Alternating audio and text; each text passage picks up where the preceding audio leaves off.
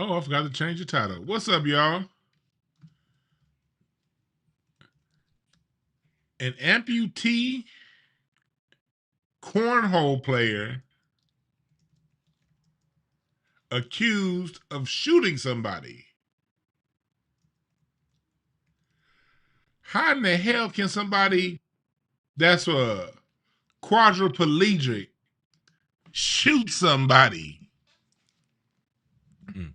We're going to cover that story. We're also going to talk about what's going on.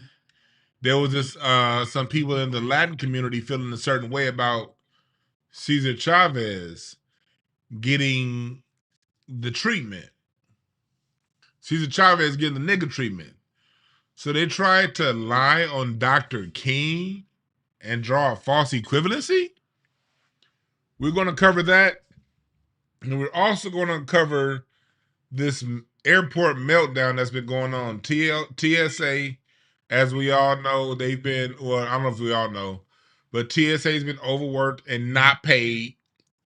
They've been working for free at TSA because the government's not funding them. And Hakeem Jeffries low-key admitted what's holding up the funding is the Republicans' stance on immigration.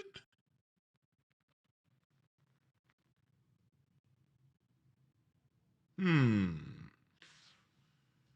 going to talk about that and more. We'll be back in about 30 seconds. Let me pull up a couple of websites, and then we'll get started.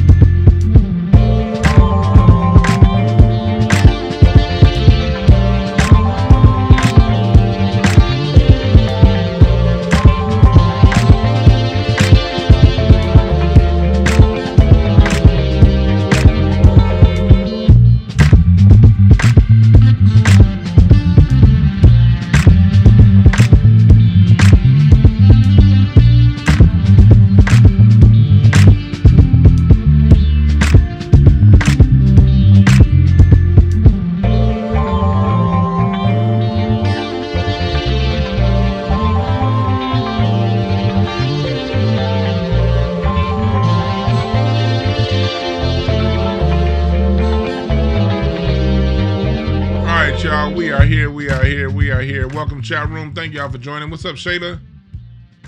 What's up, Rashawn Green, Infinite Ones? Appreciate all y'all for joining. We're going to talk about some governmental business. We're going to talk a little bit of bullshit. And we're going to talk some weird stuff. What's up with everybody in the chat? Appreciate all y'all for joining. Can y'all hear me? Is my mic okay? Am I clear? Let me know if y'all can hear me, because I keep my mic far away from me, because I hate when mics pick up little sounds like a lip smack or some shit like that. I hate when I'm listening, especially when I'm listening to my headphones and all you hear is somebody going I hate that shit. So I keep my mic kind of far from me so I don't become what I don't like. So let me know if y'all hear me clearly. What's up, Monique? Sherelle Bryant. Miriam in the building. What's up, Miriam? Ben Frank up in here. Willie Mays. You know we in good shape with Ben Frank and Willie Mays and all y'all Wally Gibson. We in good shape when y'all join. Hey, Wally Gibson, I'm gonna get on to working on my top singers list. All right. Now that I'm back on Incense and Ashtrays is back up running, I will do my top 200 singers list if I can find it. I think a lot of that list got taken down when my computer crashed last year. So I don't know if I still have that. But I will work on something similar if I don't have that exact list, all right? What's up, Matt's questions? And so let's start off right here. I'm gonna start off with this story right here. I don't know how this happened, y'all, but an amputee cornhole player is accused of murder. I don't know. Don't get to questioning me as to how that happened. I don't know. This is who we're talking about right here. Dayton Weber. As y'all see, Dayton Weber got nubs all around. Nub arms, nub legs. And somehow, this person shot somebody and drove off. That's what this person's being accused of, allegedly. I don't know. I wasn't there. This is just something that's being reported on Fox. Man, they gave. So let's talk about this story before we get into the main story. A professional cornhole player with no arms and no legs has been accused of murder in La Plata. What we know, Dayton Weber, 27 years old, of La Plata, is accused of shooting and killing Bradrick Michael Wells of Waldorf during an argument.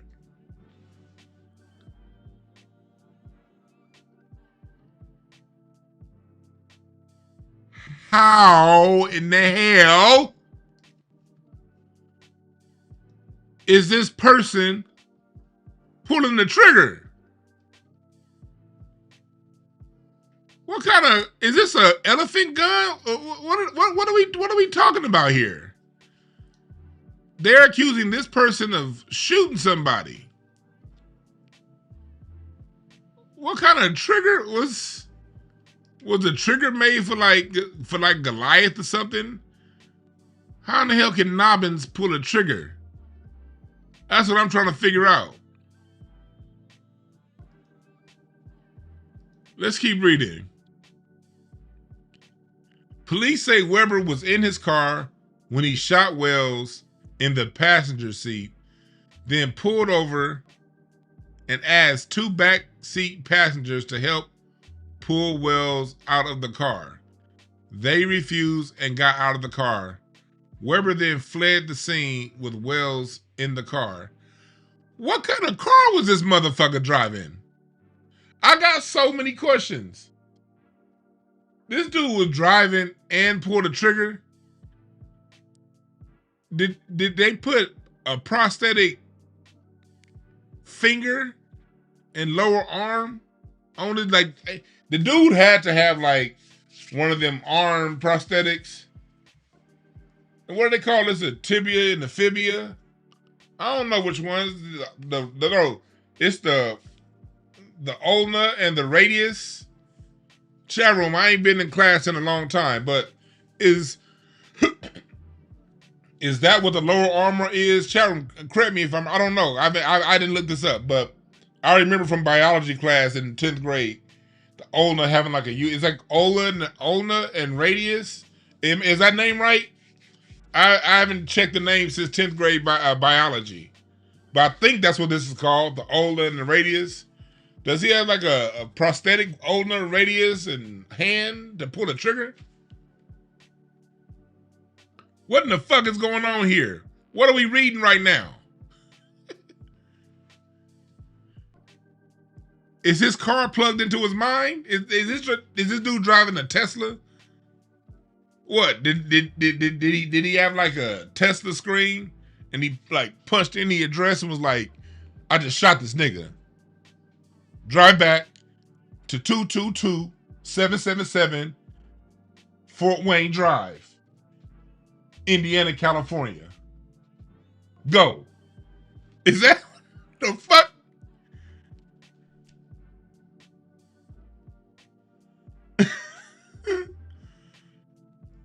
It says Weber was located by police at a hospital in Charlottesville, Virginia. He was arrested and charged as a fugitive from justice, where he'll be extradited to Charles County and charged with first-degree murder. Atlanta Down says, cyberpunk arm having ass nigga. Wow. What we don't know, police have not explained how Weber, a quadruple amputee, was able to drive a car or fire a weapon. You think? I think Nobbins is being played. I think whoever was in them two, this is my conjecture. I think whoever them two people was in the back seat, they the ones that shot old boy and drove off and said, let's blame it on a motherfucker with no fingers. They gonna believe that, won't they? Here's the backstory. Weber underwent quadruple amputation as a baby after blood infection. He's a professional cornhole player. And he's been on ESPN. Wow.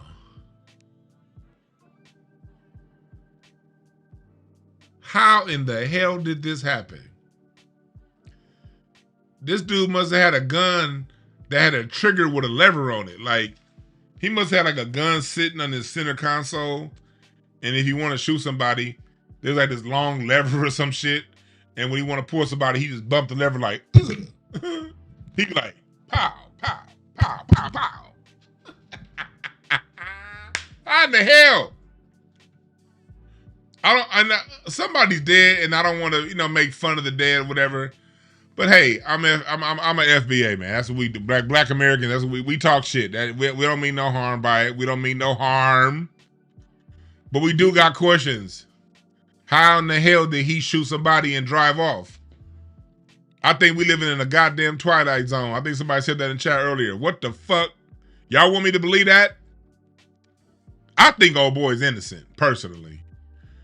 I do not see a nigga with 4 nubs shooting and driving. What are they gonna tell me next? This dude won a bench press competition? Is he a cornhole bench press player? Huh?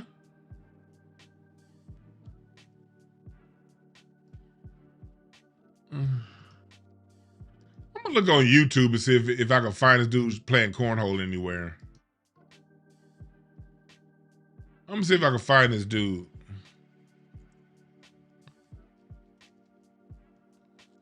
Let's see if we can find. All right, here we go. For years. There he is.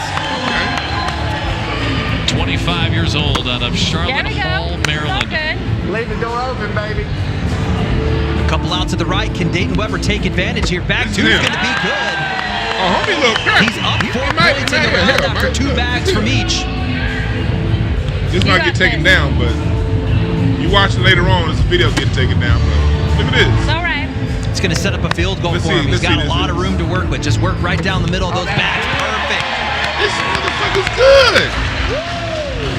Yo, he got skill. And on this next throw, Yeah. a chance at a 4-bagger. Here for Dayton Weber. In for a 6. And it is Yo! down the middle. Hey! Hey! And the crowd loves it here in Milwaukee. Hey! Okay, yeah. Mike Smart 4-bagger for Dayton Weber. You see how crafty he is with that cornhole bag?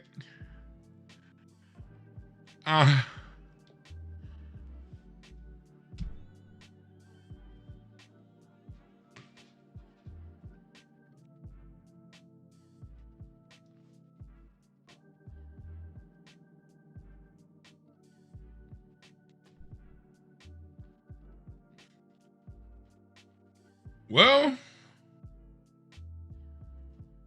we do know that at least he's athletic.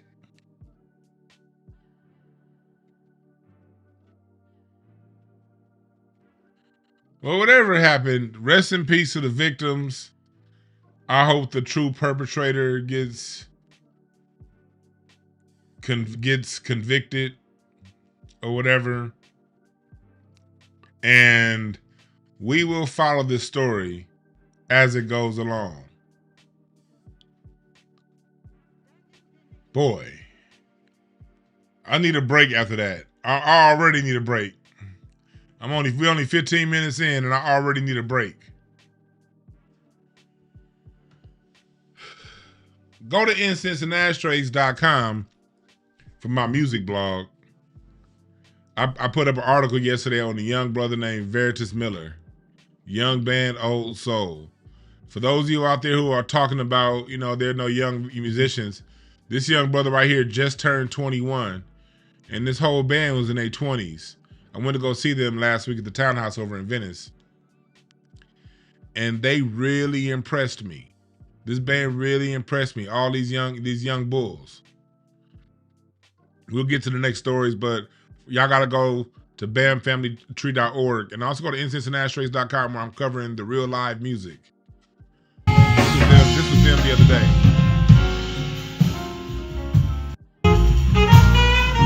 This brother here on the saxophone, Ronald Hurt III. Dope as hell. He only 25.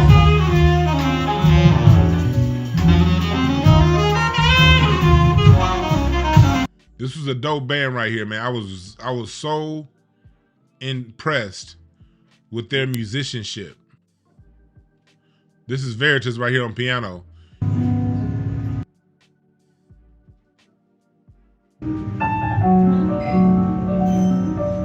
This brother's only 21.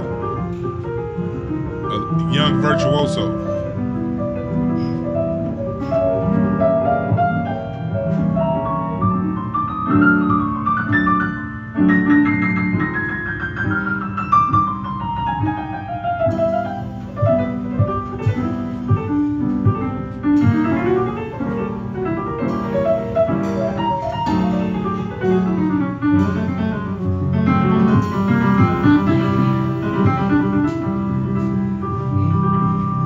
Yeah, that's Veritas right there, man. Dope as hell. This is them in trio format. All young brothers in their 20s.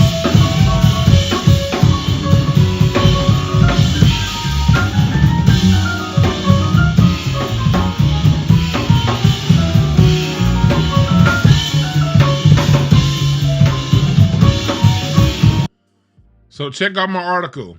They remind watching them those young brothers was like watching the West Side Get Down. I remember 20 years ago watching these cats. Kamasi, Ryan Porter, Tony Austin, Ronald Bruner, Cameron Graves. I remember watching them 20 years ago, 15 years ago when they were just getting started. And hearing these young brothers right here, Veritas and this trio, it was like watching them. It was really like watching them. So go to Incense and Ashtrays. Go read the article right now. Go read the blog on Veritas Miller and check him out. Check out his music, all right? Check out his music. All right, now that takes us to our main topic of the day.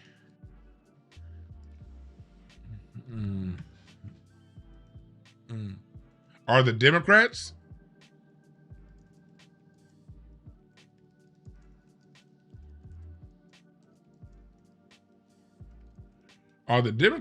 shutting down America over immigration? Are the Democrats shutting America down over immigration? We got to ask this question.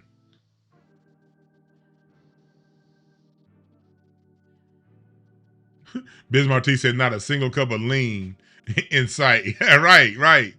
Veritas and his trio, man, they some young bulls, man. They were just good. They were just good, man. They were good. They were really good. But let's get into this part right here. For those of you who've been traveling, and thank God I haven't had to get on an airplane recently, most of my travel I've been driving. I like to drive the country anyway. I still been traveling, but I've been going on those. I'll take a 500-mile trip in the car in a hot second, real quick. I drive 500-600 miles in my car real fast. I love to drive. I can dip. Man, shit. Hell yeah. I can dip. So I ain't been personally affected, but I know a lot of people who have. And so what's going on right now? There's a lot going on right now with TSA. TSA is not officially shut down, but TSA employees, a lot of employees are not getting paid because of the defunding of the Department of Homeland Security. The Department of Homeland Security isn't being funded right now. And both sides are throwing slop at each other. You know, the Democrats are saying they're not doing it because for a multitude of reasons, and the Republicans are saying, hey, we're not doing it. But Hakeem Jeffries, the fumbling, bumbling speaker for the Dems, might have had a Freudian slip, or he could have said it on purpose. He said that a lot of this has to do with illegal immigration. I want y'all to listen to what Hakeem Jeffries says about what's going on, why the TSA Homeland Security isn't working right now. They're not getting paid. Listen to Hakeem Jeffries' reasons as to why people aren't getting paid. It's the reason why we are in a DHS shutdown right now, because Republicans have refused to agree to the type of bold, transformative, meaningful, and dramatic reforms we are demanding in order for the Department of Homeland Security funding bill to move forward. And I won't go through all of the demands, much of which we've talked about repeatedly in the public, but one of those demands is keep ICE out of sensitive locations. And one of the demands is about ICE. So all of America has to get shut down, and we have to deal with potential airplane security risks over ICE. Remember, TSA came about after 9/11, and this was an idea to keep our airports, our airplanes, and travel secure. That's why TSA exists. A higher level of scrutiny and security over previous airport security. Airport security, and I remember I used to work at the bank when TSA got funded in 2002. I worked at the bank. I was a bank teller back then in college. And I remember the people who were working at airport security jobs was paying like $9 an hour back then when 9/11 happened. They were like $8, $9. They were just above minimum wage, $10 an hour. That's what airport security was getting paid. It was private contracts. The airports hired directly, or they contracted out to security companies that's how security was before 9/11 for all you young folks. It was airports hired their own security. They contracted security firms. It was no formalized nationwide process. And people got paid $8, $9, $10 an hour, $11 an hour to work airport security back in the day. 9/11 happens, buildings fall down. Now we have all these new laws, Patriot Act. They came in with TSA. And then when TSA came in, TSA came in the door talking about paying $20 an hour. Paying $15, $20. I forgot where you were, but here in LA, there was $15, like $20 an hour from what I remember. 2002 when they first came in the door. So it was the government's idea to nationalize TSA, put them under this Department of Homeland Security. It was their idea to get this done. Now they're using that to basically as leverage over illegals. There's no way in hell I could have seen this coming 25 years ago, especially after 9/11 when we dealt with what we were dealing with, talking about how important our airport security is. I remember all them security guards out. That was my. They were when I worked at the bank. They were my customers. Man, they went from driving Honda Civics to Honda Accords when they got that TSA check. And now we got them playing leverage over us because of that. Let's listen to more of what he's saying. And don't he look like a... Hakeem Jeffries look like if Smokey Robinson couldn't sing. Don't he? Like if Smokey Robinson wasn't a singer. If you don't get this, I love it when we cruising together looking ass nigga out of here. Let's listen to the rest of what he had to say. Keep ICE out of sensitive locations. And we've defined that as schools, houses of worship, hospitals, and polling sites. They define sensitive locations. Let's listen to that part again. What they define as sensitive locations. Define that as schools, houses of worship, hospitals, and polling sites. Schools, places of worship, hospitals, and polling sites. Let's deal with the schools and the schools part. The schools and medical facilities. We had a proposition here in California, I think it was 1994, 1995. It was called Prop 187. And Proposition 187 was, we voted yes in California to not fund hospitals, to not fund illegal immigrants getting care in hospitals and their kids going to school. I say I was only 15. I wasn't able to vote yet, so I didn't vote on shit because I wasn't a legal voter at that time. But I say we from the context of I'm a Californian. I was a Californian back then. These are things even Democrat Californians didn't believe in 30 years ago. Now they're calling that a sensitive location. Okay, schools. Okay, hospitals. I get it. But how in the hell are they putting polling places on the same level as schools and hospitals? Listen to this shit again. Sensitive locations. And we've defined that as schools, houses of worship, hospitals, and polling sites. We want an So where you vote is on the same. The Democrats are fitting in voting locations with schools, church, and hospitals?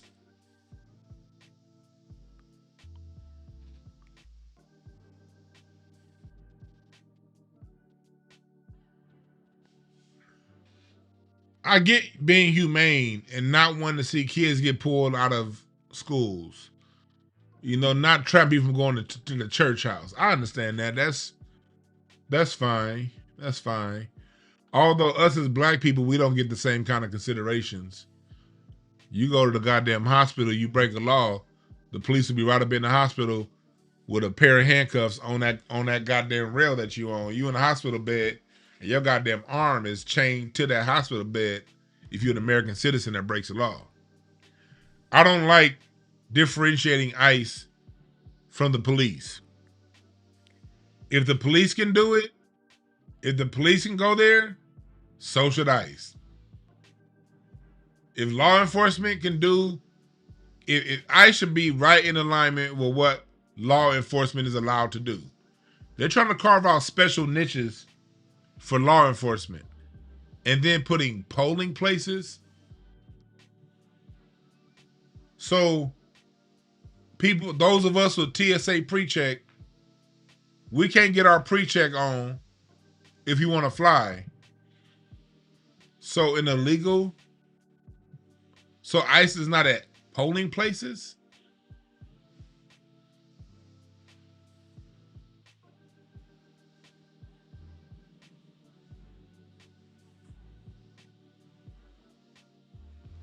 Remember, this is the same MAGA. I mean, not the MAGA. These are the same Democrats when Donald Trump's sorry ass asked everybody, will you at least put put Americans first. Y'all remember during the State of the Union speech when he said, "Will you stand up and clap if you're going to prioritize Americans?" And not one Democrat stood up. They were telling you right then, as plain as day,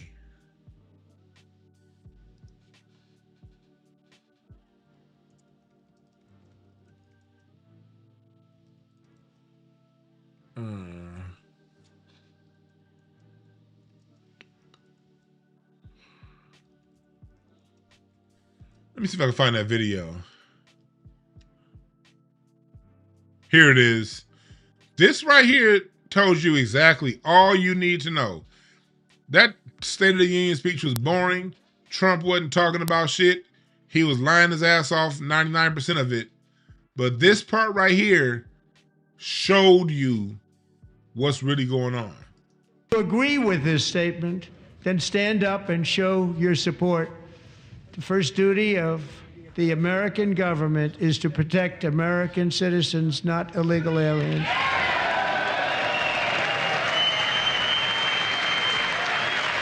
Trump said, if you agree with this point, the first duty of the American government is to protect American citizens, not illegal aliens. I don't care who's saying that, Republican or Democrat. I'm not a Republican. I'm neither party. I'm neither party. Both are full of shit. But it really should be American citizens over anybody. Why? Because that's how every country on the earth operates. Right? Name one country on earth that prioritizes people who crossed their borders illegally over the tax-paying citizens. No emotional arguments. But when he said that, look at the response. And mind you, most of those Republicans standing, they full of shit too. They're going to go with whatever way the dollars are swaying. So I'm not trying to act like the Republicans are all perfect. But this does mean a whole lot. Y'all couldn't stand for this?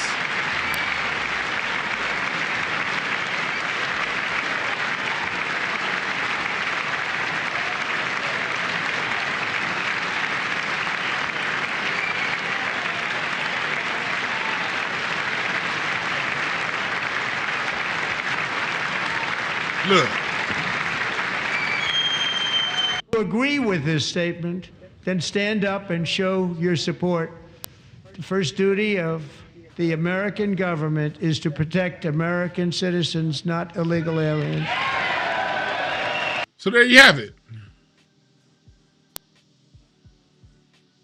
Showed you off top what Hakeem Jeffries and his party's priorities are.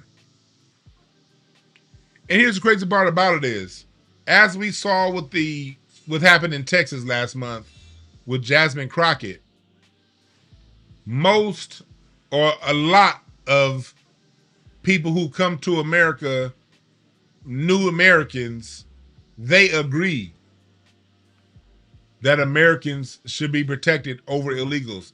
That's what most Hispanics will agree with. Most Asians are going to agree with that. Most people living in America, living in the United States of America, will agree with that statement. So what we see here is a Democrat Party that's gone completely away from Americans.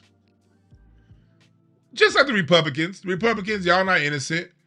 Republicans, Trump, you got us in a war over Israel's problem.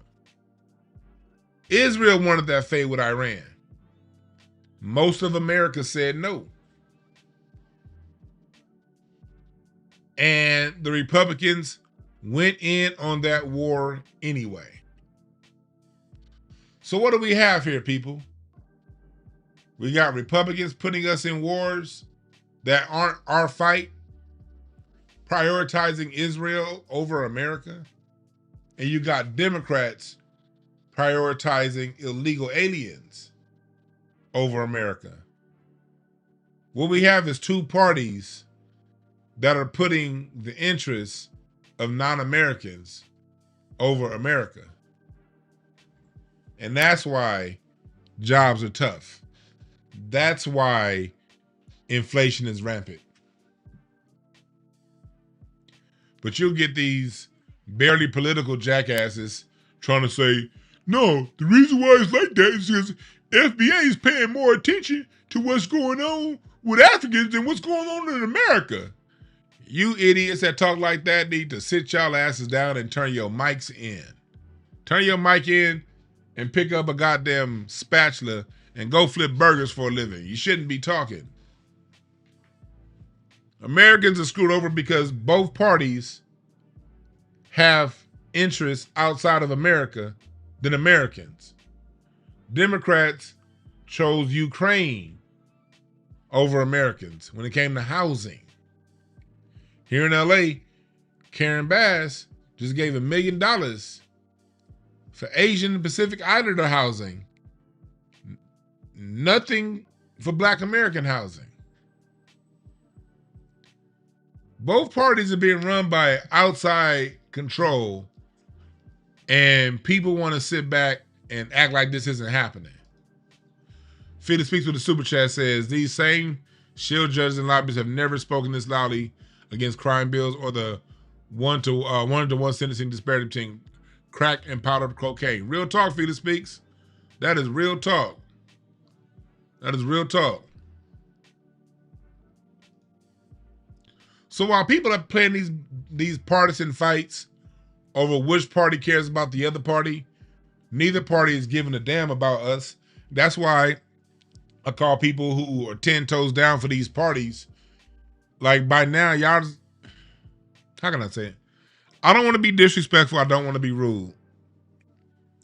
But if you're over 30, if you're under 30, you're new to this. You're just now figuring it out. I get it.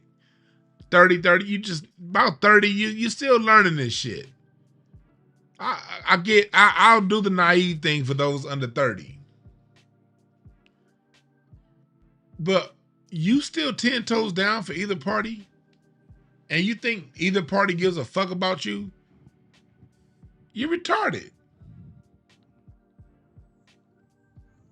If you're 25 years old, you haven't been around the sun long enough to see some things, if you're under 25.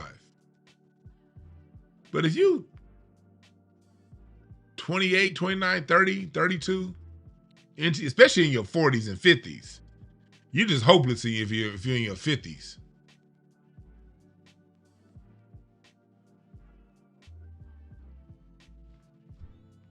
You see what they doing.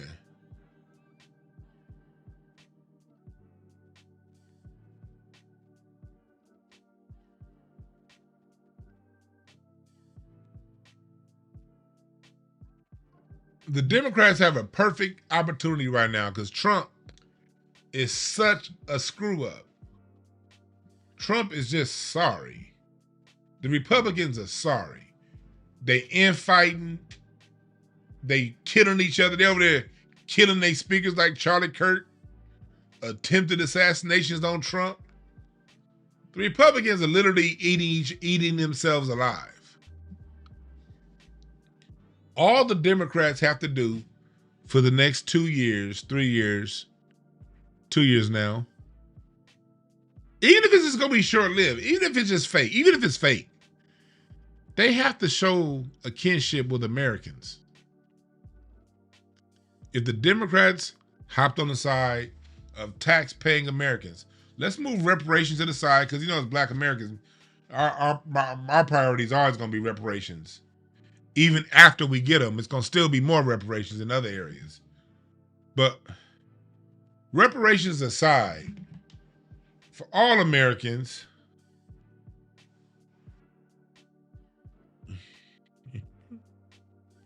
hold on.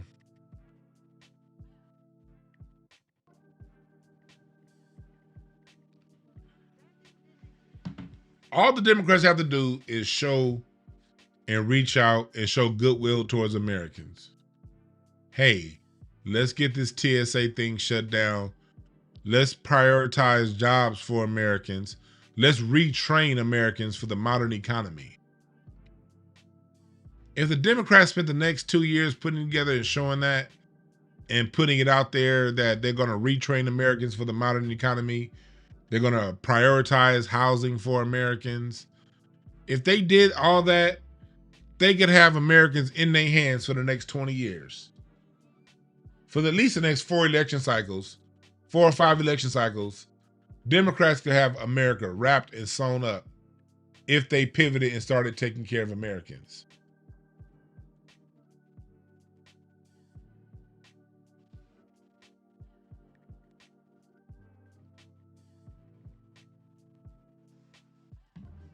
That's all they had to do. But if you notice, Nancy Pelosi's side, not Nancy Pelosi, there's like a civil war in the Democrat Party too, where you have the Gavin Newsom side and the Kamala Harris side at odds with each other. They do a lot of underhanded here in California. You know, it's a lot of underhanded sabotaging going on. The same way Newsom sort of underhandedly sabotaged Kamala. Kamala's waiting to get back at his ass. Ooh, it's quiet right now in California, but that Kamala, Gavin Newsom fade is underhanded right now. But that's going to bubble up. Kamala Harris might cancel Gavin Newsom out. The Democrats might need to find somebody else. But more so than finding a person, Democrats can run exactly who they're running right now. They really ain't even got to get nobody else. All they got to do is get the voices that they're using right now to speak to American people.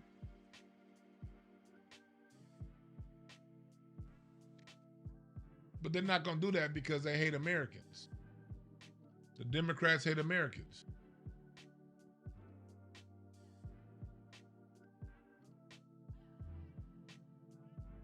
The Republicans hate Americans.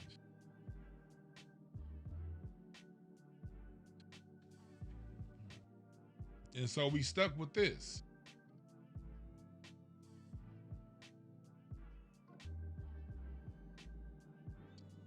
Which sends me to this.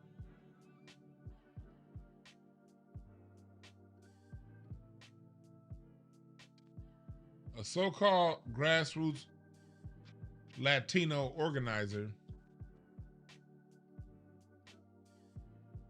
Denise Aguilar, co-founder of Freedom Angels, a human and civil rights organization. Mind you, Latinos didn't do anything to fight for civil rights. And I mean nothing. The whole thing when it comes to civil rights goes back to black people, going back to the 1860s.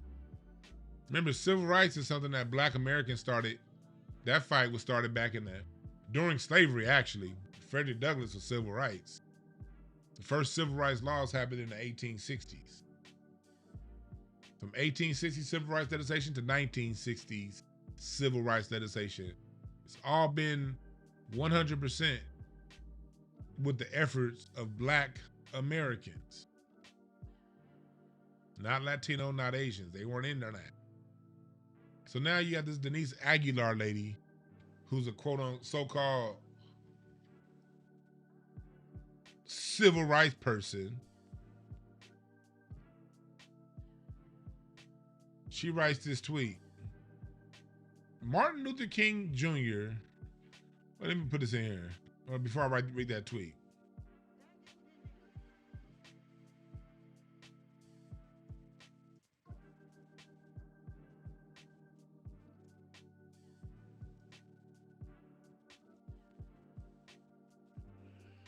There we go. So here we go. Listen to what she says. MLK Jr.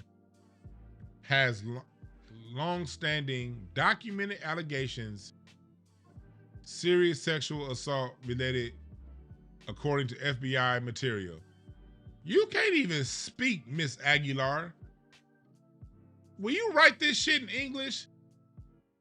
I mean real English, not Spanglish.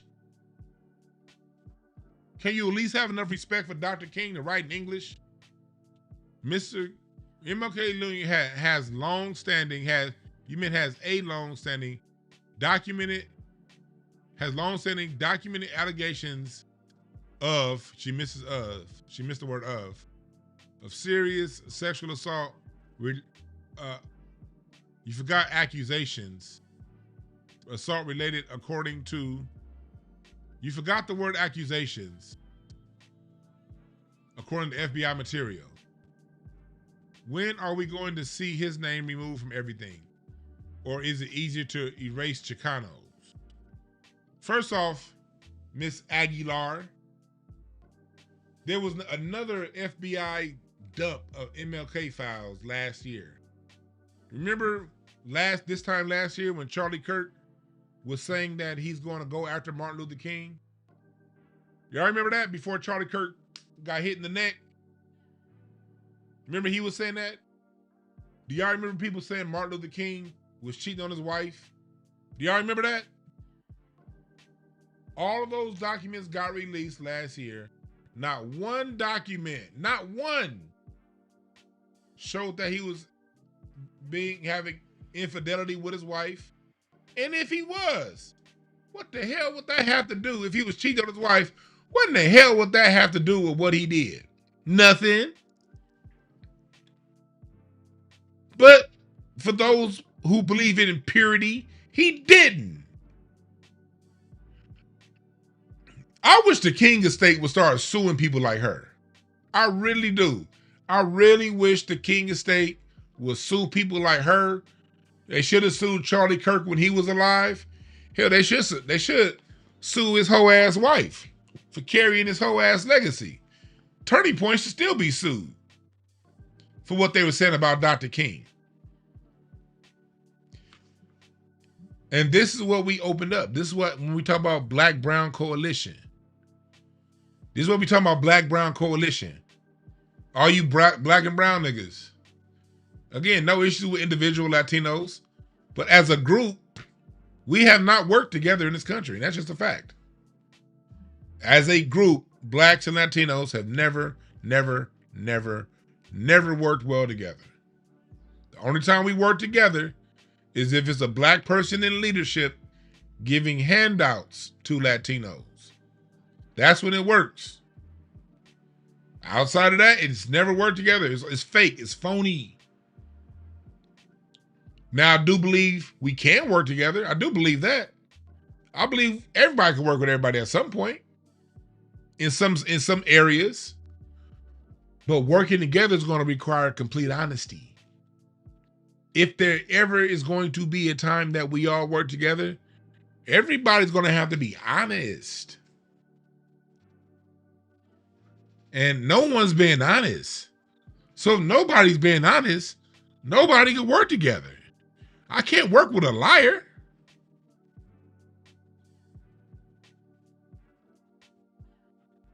But remember, last year, there was a major dump of the King files.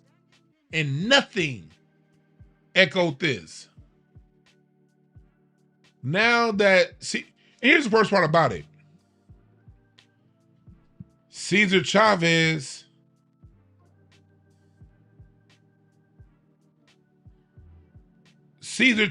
was outed by his own. That was his second in command that did that. Somebody that he worked with directly said that he did those things to her.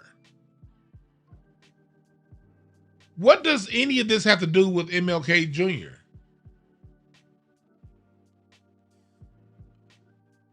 This is Latino on Latino crime.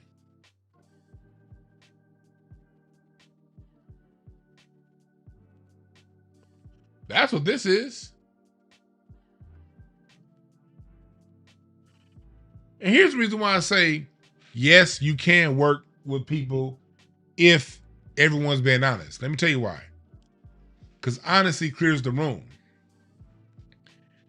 The reason why I do have some Latinos, hell, when it comes to my foundation, I got a Latino run company that loves my Black American Music Family Tree Historical Foundation. And they're helping my Black foundation raise money. A Latino company. A Latino-owned company is helping my Black brand raise money for my foundation. How? I'll tell you how. Very honest about, you see how I talk. They watch my YouTube channel. They've seen my YouTube videos. They've seen my Twitter. They've seen me talk all the shit I talk about tethers. And you know what they said? They said, one thing we appreciate about you, DeJuan, is you're honest. They don't like certain things that I say, and that's fine. But they know I speak from honesty. And when you're honest, people who are secure within themselves, and they don't mind honesty, because this company don't really want anything from me other than my ability to speak and speak on behalf of their company sometimes at fundraisers. They appreciate my honesty. But their business with me has nothing to do with when I talk about tethers, has nothing to do when I talk about what's going on with Black and Latino relationships. And it has everything to do with that company sees a benefit in helping Black and teaching the history of Black American music. These are some Latinos that love low-riding culture, and they love the music. They love the music. They love the music. They love the music. And so since I'm teaching the history of the music, that's what they love. And they understand that, hey, some eggs gonna get cracked along the way. But as long as those eggs are getting cracked in honesty, we can work together. And one of the Latino brothers actually gave me some advice. He was like, as you continue to lean in, do this. He was like, this is from a Latino business consultant that I work with. He said, lean into it. Don't run from that shit. You're going to get a lot of people that hate what you're doing because it's Black. But he also says a lot of people that love and appreciate Black music. And everybody know what's going on. Now, most people don't have the words to articulate what's going on. You just happen to have the words to articulate what's going on, but we all see it. But we love Black music. So I personally know you can work with people, but it has to be in honesty.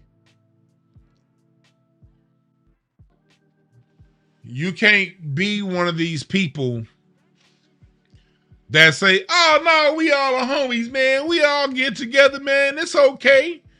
Everybody know that's a fucking lie. Everybody knows, no, we do not all get along. No, it is not all good. No, everything is not okay. It's a lot of shit that's fucked up.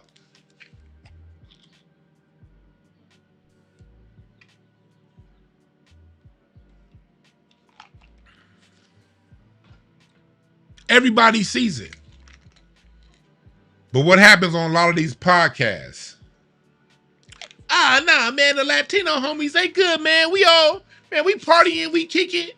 Meanwhile, everybody know when they go back home, it's somebody's uncle or dad or mother or grandfather saying, don't bring the negro around here. That's just a fact. And the only way things are going to change is if we address it. For those who wanted to change. And there are people out there who do want it to change. It's just those who are out there that wanted to change, they see what kind of heat you take. They see what kind of heat I take when I speak like this, and they don't want that heat. But somebody got to be bold. Somebody got to tell the truth. And a lot of y'all don't want to tell the truth.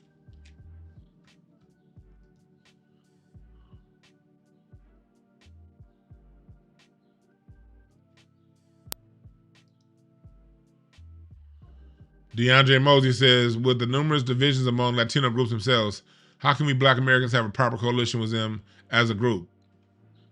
Real talk. They're divided within their group. The same reason why Africans are divided. How can we have a proper Pan-African relationship if the Africans on the continent can't get it together? I'm going to take that one step further. How can Black Americans thwart other groups from taking our musical innovation if we too busy fighting over which region is more important?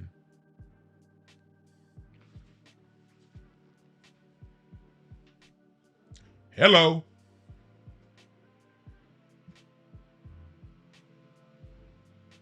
How can we stop people from siphoning off New Orleans like Joy Reid tried to put New Orleans culture and Louisiana culture with the Caribbean? You got the rappers in New York trying to put New York hip hop culture with Jamaican and the Caribbean. Then you got Pan-Africans in the middle saying that, well, the blues, jazz, all that come from Africa. How can we stop them from siphoning off our musical creations when you got niggas that's going around talking about no, man, the West Coast ain't got nothing. All you did was create gangster rap, and that's all you did. Meanwhile, 90% of the music that y'all sampling was recorded in LA by LA-based musicians. They're the ones that laid the soundtrack down on what you sampling. No, man, the South ain't got nothing, man. Man, New York is where hip-hop, man, what the, man, fuck the South. The South ain't got nothing to say. All right. Man, the Midwest, all they do is talk about drill, man, that's all.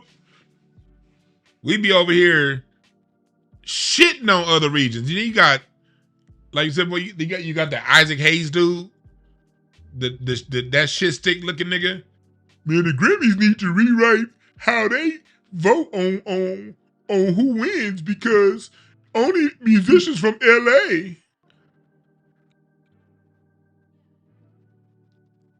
What we got to do as Black people is understand that we have a overall dominant Black American culture, and the regions are the subcultures.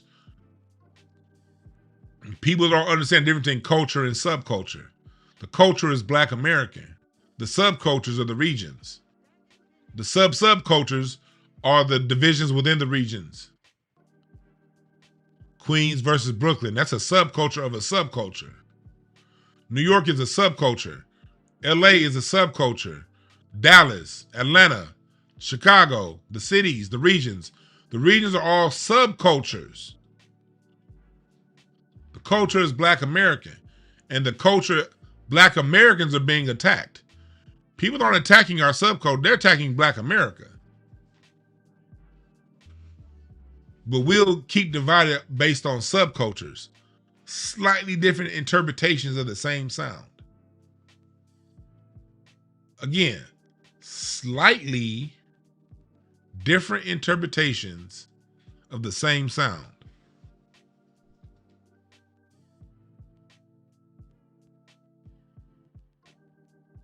Everybody got to get their shit in check. We as Black Americans, we have a lot that we need to get in check. We cannot be truly Pan-African until we tighten up our house just a little bit more. We got a little bit more house cleaning to do in-house before we're able to go around and talk about Pan-African this, Pan-African that. And we are most definitely under attack. Real talk, Rhonda, the 465, we're under attack. We getting cannonballs getting shot at our building. We getting these gaping holes in our fort from all these shots coming.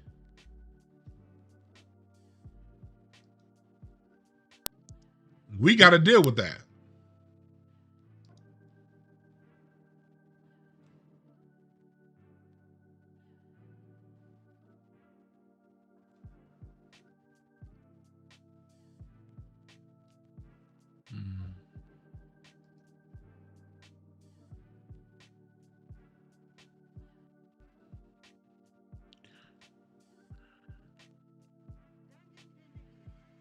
And this is what we're going to talk about tonight. We're going to do a late night live tonight. If I don't go, I might go to the Improv tonight. But if I don't go up to the Improv tonight, we're going to do a late night live.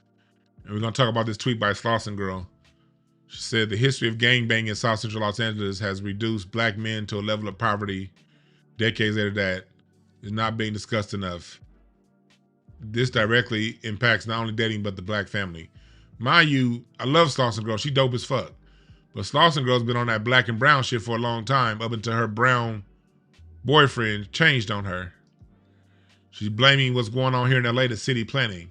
I mean, to gang banging and not city planning. And how we've been systematically removed. We're going to talk about that tonight on our late night live. If I don't go to the Improv. If I end up going, we'll talk about this shit tomorrow. But y'all see this here. Y'all see what's going on. I'm still laughing at this amputee cornhole player shooting somebody and driving off, though. We started with this story. But we're going to talk about this. Let me know what y'all think. If y'all want to call in, I'm opening up the phone line. 323-705-5150. 323-705-5150.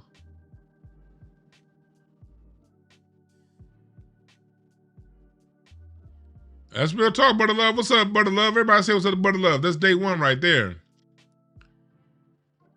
Yeah, she had the brown boyfriend, and she complained when her brown boyfriend got in with TDE and kind of X'd her out of some of the functions that was going on. And I still supported her. I still support Slauson Girl. But narratives like that, now we're gonna talk about that. We're gonna talk about that tonight on our late night live tonight. Because that's something I'm gonna want to read y'all comments about and talk about. I'm gonna keep the phone line open. Okay. Oh, we got Dana calling in. What's up, Dana? What's going on? Not much. God, you talked about so much, but I kind of came in the middle. But you were talking about Cesar Chavez and this woman talking about, you know, are we going to take down Martin Luther King like we're trying to take down Cesar Chavez? The allegations against Martin Luther King are allegations. We have not heard an audio. We've heard people talk about it.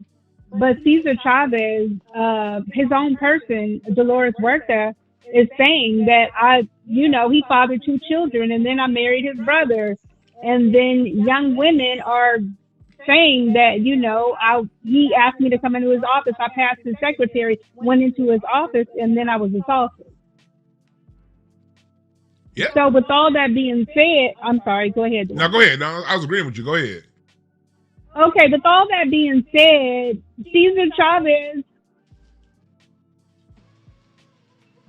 Your phone, hello, you there? Your phone broke up. Yeah, I'm here. Cesar Chavez was sexually assaulting his own people that worked in his own movement. Like the New York Times did, a research, and they did an article on it. No, they didn't touch Epstein, which they should have if they're going that hard for Cesar Chavez, but this stuff actually happened. And, as far as I'm concerned with all of this, it's sad that it's coming out like this. This man has been deceased for however many years, and LA swiftly, within a day, 24 hours, started talking about taking his name off of schools and renaming his holiday and all of that. And blame Karen Bass for that. Go down to her office and bang on the door. Yeah. And the woman that's coming out saying that, we should be looking at Martin Luther King, you have a welfare fraud case for $11,000. So you need to focus on that. You need to focus on that. Like this black and brown unity. And the unfortunate part with all of this is, DeJuan, is anytime we've been given anything as Black Americans as far as civil rights, the Latinos, Hispanics have came and said, okay, what about me? Even in centers, they were like, where were the Latinos? Oh, yeah, they did that with centers. They did in that. Everything. Right. You guys can't partake in everything that we receive. Yeah. We already have given you LA. Like, there's 20% Black politicians in LA. You have already did the diagnosis. The one you're saying that all the up and comings will not be Black. No. And where is that going to leave the less than 6% of the Black population, which we aren't receiving anything already? Now we receive nothing. I mean, are they going to terrorize us out of the neighborhoods that we're in, or further do that? You know what I'm saying? So all of this Black and brown unity, we've given you unity. We opened the door and we left it open. You guys stepped on our foot coming through the door, and then you closed it behind you. Yeah, you didn't let anybody else in. We have to start treating other Black people that say Black and brown with hostility. We have to go into that mode. We have to start being hostile to Black people that are sending us down that road, because that's a road that's gotten us really screwed up. It's gotten us messed up. It hasn't gotten us anywhere. Matter of fact, it has now is taking us 10 steps behind. And any Black person pushing us down that road, we got to treat them like that's somebody that's telling us to go walk into a minefield. Why the fuck would you tell me and my kids and all the kids around here to what you know is mines out there, and you saying go walk over there anyway?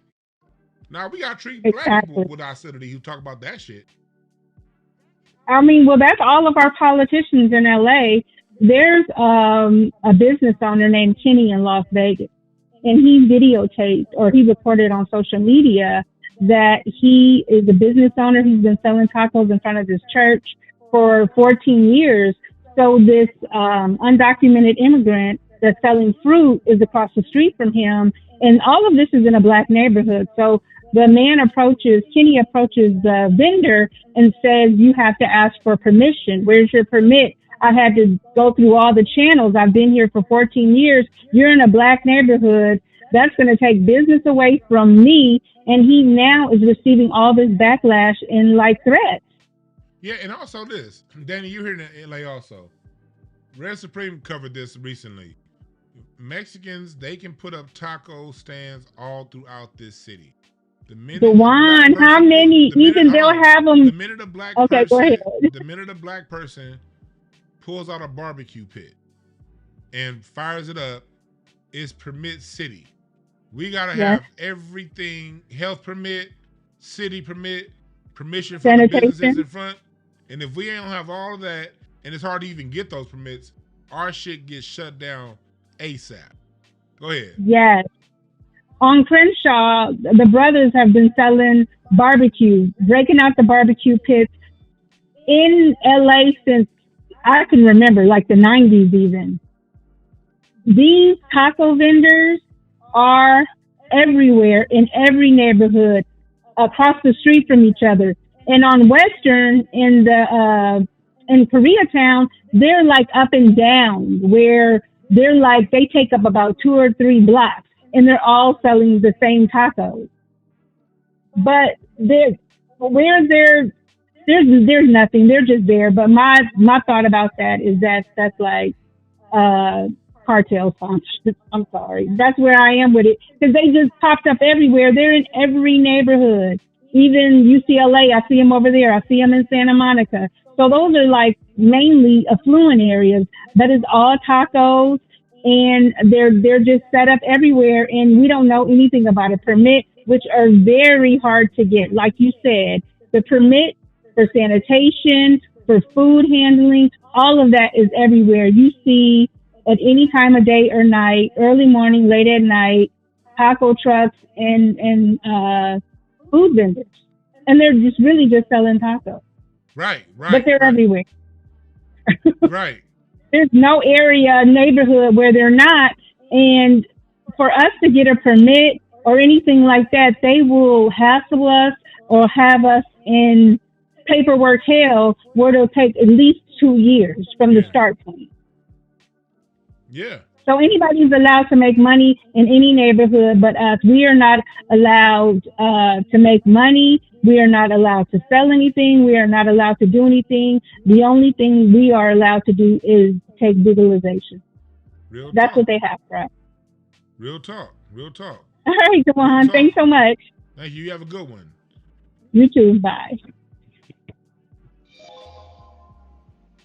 Yeah, she's right. He's right. 1 second.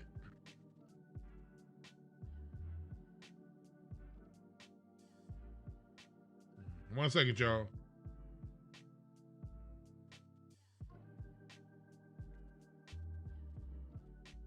One second.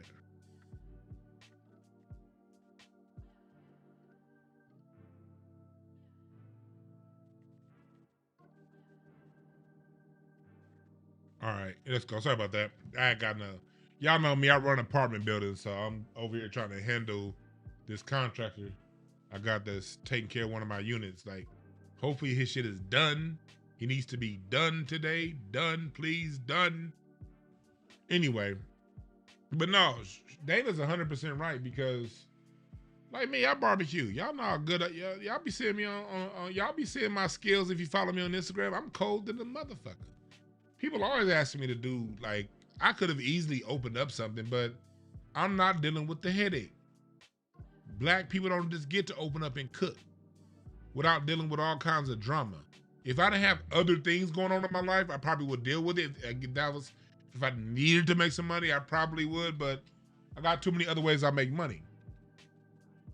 But if I were able to just open up on a corner like they are, I'm sure I would have put up my grill a few times. And like when money was tight, I would love to, if my money get tight, be able to open up my barbecue pit, sit it outside. I know I'm gonna make money because my shit dope as fuck.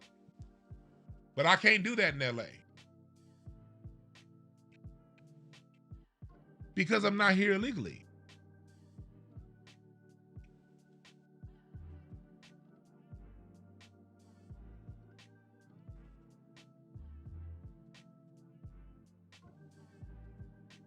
They've proven, Zavon Scott said, they've proven there is no FBA in Pan-Africanism, right? Somebody said, is there any lawsuits? Yes, people have been suing forever. Look, this is what y'all got. I get this a lot. No disrespect to the person asking this question, but usually what I'll get in the comments after I'm not talking about the person who made the comment just now, but I do get this comment a lot, especially after a video. People who not in LA. Y'all be thinking y'all know what the fuck y'all talking about. People who aren't from LA, they'll be like, I'll do a video, and then it'll probably happen in this video after we're done. There'll be a comment made tomorrow or later on with somebody saying, see, that's what LA people, y'all don't know, man, where the lawsuits? Y'all ain't suing nobody? Look, people, these people don't give a fuck about lawsuits. They settle and keep doing it. LA's always getting sued. LA's always losing racial discrimination lawsuits. They don't give a fuck. The insurance pays the money and they continue to discriminate. Yes, people in LA are not stupid. We're not slow. We know how to file lawsuits. Yes, we do. We know how to get that. Yeah. Matter of fact, the biggest racial discrimination lawsuits come out of California. The biggest settlements, I should say. Look what happened in Mama Star, her city, Fresno. A black woman just won $15 million over racism. You think Fresno's going to stop being racist because they had to pay $15 million? No. We sue, they pay, they continue to do it.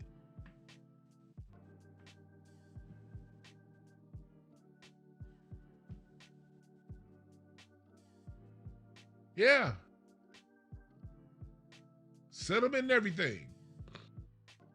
California, the biggest discrimination, the biggest banking lawsuit in American history was adjudicated by Kamala Harris. Biggest settlement ever, anti-black racism. And guess what? California made that huge settlement, paid a lot of people a lot of money, and guess what California kept doing? California continued to do the same shit. What's up, caller? What's the name? Where you calling from? Hello, Dewan. This is DeAndre calling from Slidell, New Orleans area. DeAndre, what's on your mind?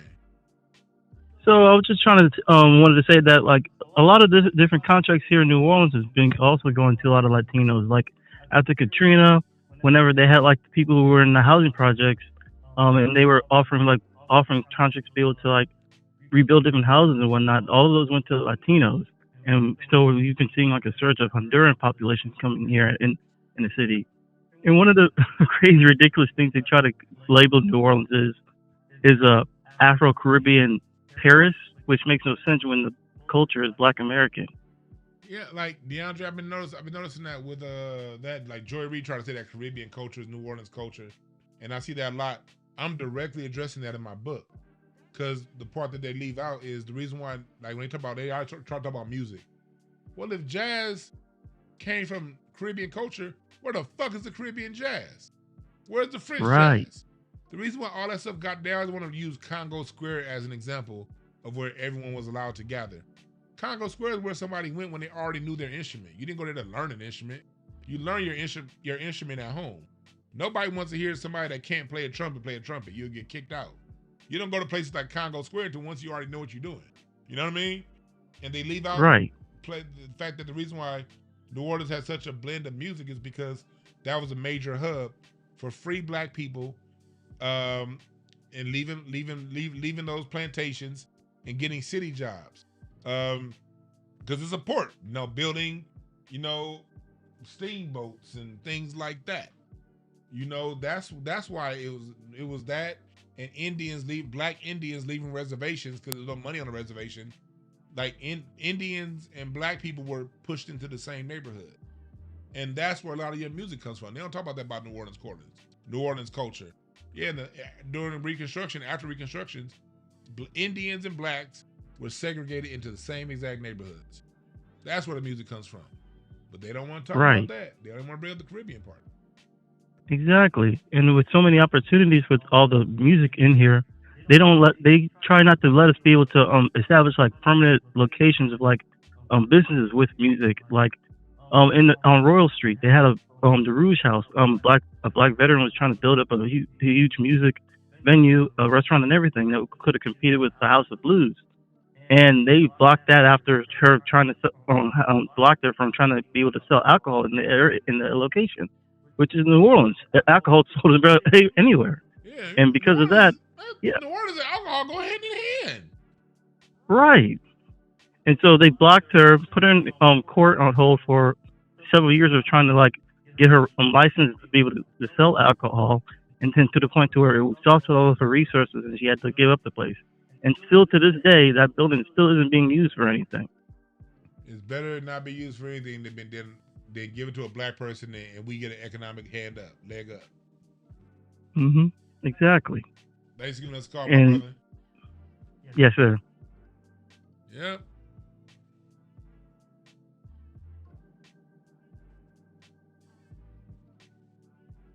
So y'all see what it is. I'm not going to talk our ear off too much right now because we are going to most definitely do a late night live tonight if I don't end up going to the Improv or something like that. But this is what y'all need to do. Y'all need to go to DewanB.com/shop. Get your merchandise at DewanB.com. I got a bunch of new T-shirts I'm about to load up to put up for sale. Go to bamfamilytree.org. Become a monthly donator. Donate monthly. You can donate through. You can see what we're doing, the mission, what we have going on here in LA with and pretty soon nationwide. We're trying to go nationwide. But we're going to get that with the help. Also, my music, my documentary I'm putting together. I got about 1/10 of the goal that I set out to get my documentary funded. The one I'm doing, that's already filmed.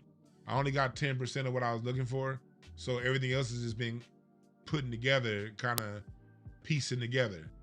Salute to Absalom. He's been one of my major contributors. Absalom has been a godsend as far as his contributions to my. He's going to be an executive producer on the documentary. But I say, you know what? Let's just make it to where you get a write-off. So now we are a federally recognized 501(c)(3). And you can make sure you make a one-time donation or become a monthly supporter. And you can do that at bamfamilytree.org. Go to incenseandashtrays.com and that will get you to my blog site. And you go down to the blog. You know, we're talking about the black musicians who have it out, who are doing it the right way. Veritas Miller, go look him up. Only 20, 21 years old, doing music all the way the right way. We got Christian Scott, my article on him. You know, Why the Miseducation of Lauryn Hill is a classic R&B album, not hip hop.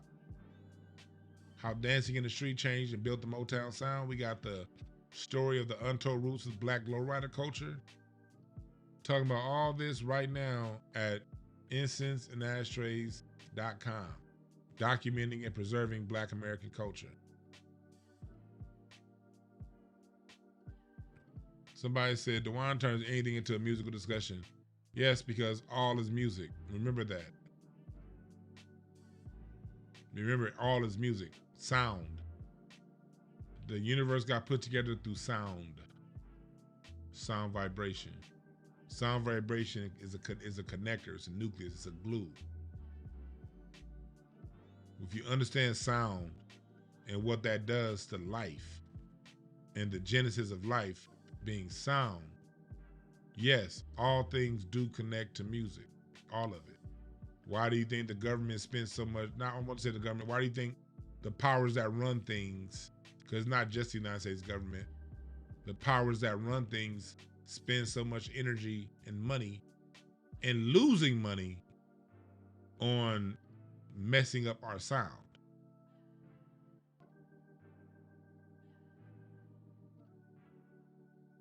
Our sound is targeted because it's that important. So yes, I do equate almost all things to music because almost all things relate to music. Music is a sonic interpretation of environment. And if you understand music and the way the music works, you can understand everything going on around you. But you got to tap back into your natural eye, your natural spirit, and you'll be able to draw the connections too.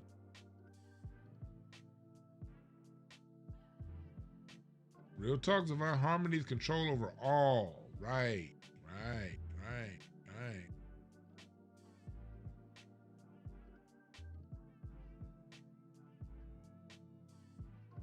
And the Music University will be back. There were technical difficulties yesterday with Patreon. I couldn't set up my live yesterday on Patreon for the Music University. So we had a technical issue yesterday. That's why we get a class. But we will be back at it next Sunday. All right. And we'll be back at it with everything else. Little D Fresno, kind of stood to Fresno. All right, but I'll see y'all later on. All right.